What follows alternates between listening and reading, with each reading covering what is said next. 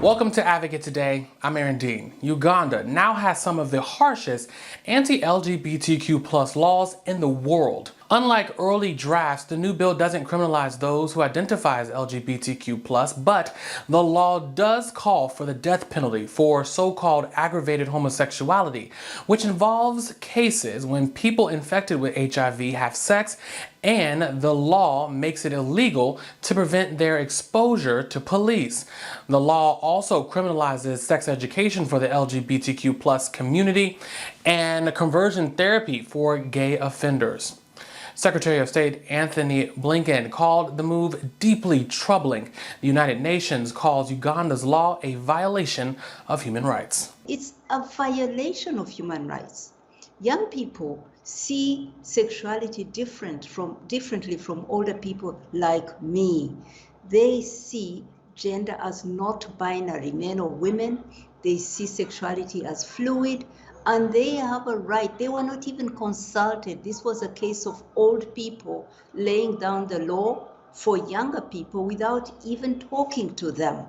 The process of making this law was itself shameful.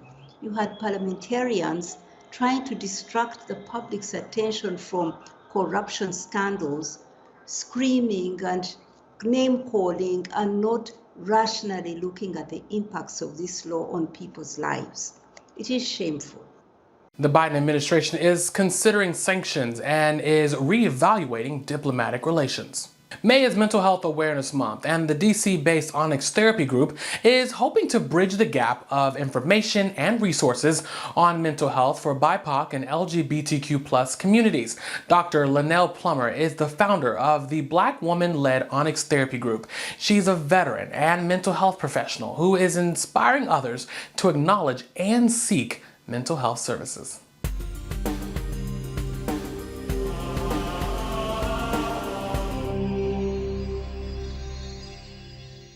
Dr. Plummer, you have been working with BIPOC and LGBTQ plus communities for over 18 years. Now, how did you get your start in this form of advocacy? Yay, absolutely. I don't know if we should be saying how many years in public out here. I'm trying to keep my age under wraps, but you look good. You look good. You look good.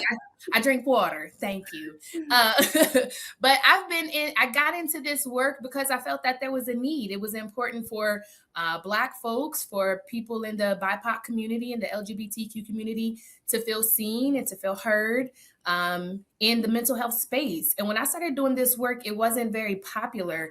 There was just a few of us that were starting out our companies and doing our work around specific marginalized populations. But I did it because it was a need. It's what made sense.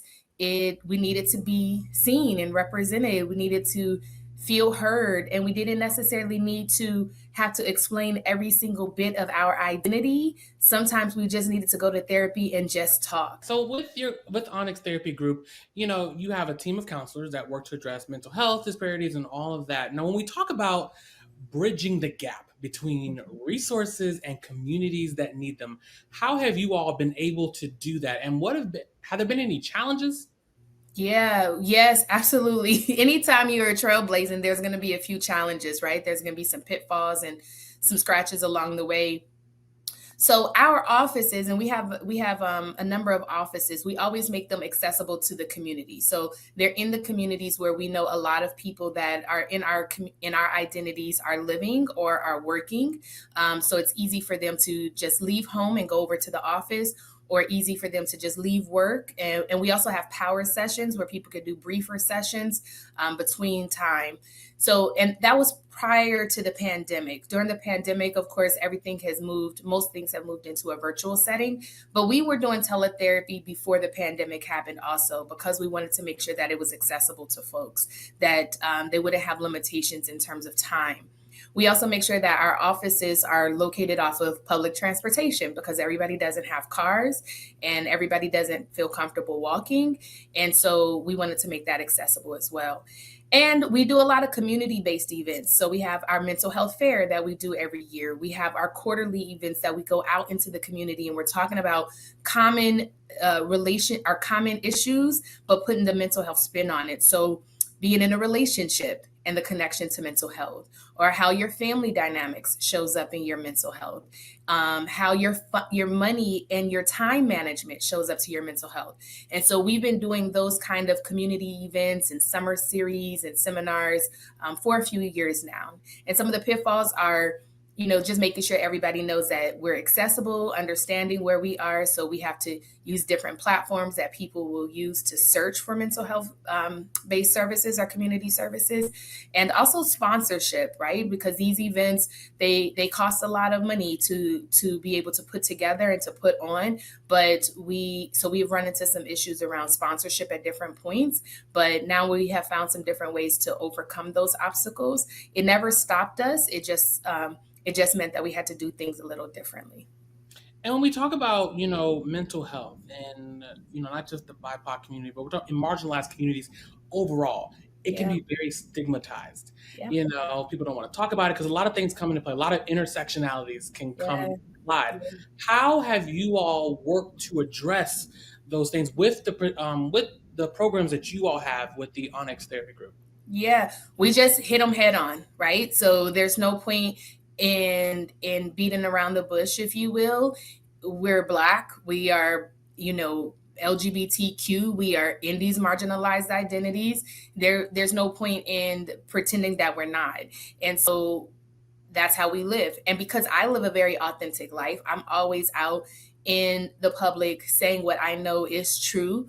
And I get to have a research background as well. Then it allows me to say things out loud. I believe in living my life out loud and advocating for people out loud. And so the way I do it is I just go places and I talk, and everywhere I talk or I write or I do counseling work or public speaking work, I am speaking in what I know is true and not beating around the bush to make somebody else feel uncomfortable, because those who are in the margins have been uncomfortable for most of their lives, right? And generations of discomfort. So I'm less concerned about making other people comfortable. I'm more concerned about teaching and advocating and showing what is true. I also believe that in these types of situations, in situations of advocacy, change comes after discomfort. People don't just change because everything is good, right? If everything is easy and peachy and breezy, there's no need to change, right? So sometimes we have to bring awareness and advocate, and that means that people are going to be uncomfortable. That's part of the process. And then the skill set and the follow-up and the accountability of change is important too. I can't just go out there and speak my talk and write about what is important without having follow-up and without teaching skills to the folks who are uncomfortable in those situations as well. And, with May being Mental Health Awareness Month, what does it mean to you to be a Black queer leader in the mental health space, operating a woman-led organization? How does that make you feel? Yeah, aside from my birthday month, which is September, in case anyone wants to send me something. Aside from my Cash App. Cash App, listen, Onyx Therapy Group. I said sponsorship, right? Okay, thank you. Aside from that month, May is one of my other favorite months because people are actually talking about mental health issues. They're actually addressing the conversations. They're actually being uncomfortable and recognizing that's part of the process. There's stories that are being, interviews that are being made and stories that are being ran, and it's just increasing that awareness. Like I mentioned, 18 years ago when I started doing this work, it wasn't common, it wasn't popular, it wasn't trending or anything like that, but it is because we kept putting in that hard work. Folks like me that owned the businesses and that was doing the work, and not necessarily owning, but doing the work. We kept the conversation going. We kept advocating. We kept pushing. We kept creating and making space so that when we get a month like May, it all makes sense. It feels good. It's like I put in the hard work. My colleagues and I put in the hard work. And now we get to celebrate because everybody is having conversations around mental health. Visit onyxtherapygroup.com for more on their work. And that's all the time that we have for today. I'm Aaron Dean, and we will see you next time.